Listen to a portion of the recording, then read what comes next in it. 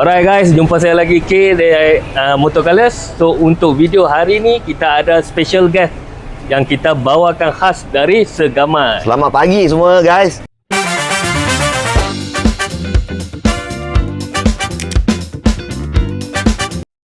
Jom hari ni kita tengok color apa? Motor color. Ya, Motor Color boy. Kita nak tanya dululah, apa pernah dengar Motor Color tak? Ini produk baru ni. Pernah dengar juga. Jom kita layan dia. Alright, hari ni kita nak tunjukkan dua color dan kita akan test spray lah. Kita akan test spray dengan boy. Kita akan tengok dia punya hasil lah selepas ni. Daya tutup dia tu padu ke tak padu, kita tengok atas kertas tu. Alright, jom. Okay, abang ambil satu. So yang ni apa punya color adalah S72. S72. Kalau minat macam biasa cam kod dia. Okey, hitam, kelabu, putih.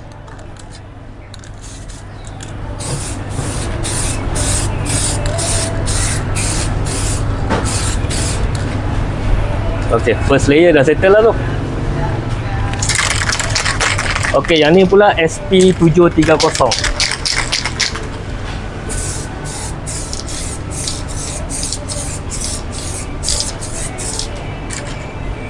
Okay, ni untuk first layer. Kita dah tengok dah boleh tutup dah lah. So ni kalau background dia hitam, ini warna ada, kalau primer punya colour dekat sini lah. Ini kalau background dia putih. Alright. Jadi okay, abang bagi komen sikit dengan kita punya Motor Colors ni. Senang tembak. Muncung dia cukup kembang. Apa lagi kita nak? Muncung dia cukup kembang. Apa lagi kita nak? Memang dah cukup dah ni. Memang padu ni. Takkan tak nak kembang kan?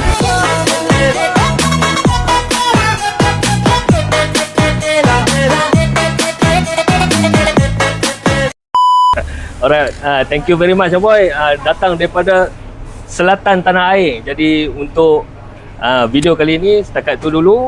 Apa-apa nanti boleh komen di bawah dan juga boleh follow juga Abang Segamat. Siapa yang tak follow rugi guys.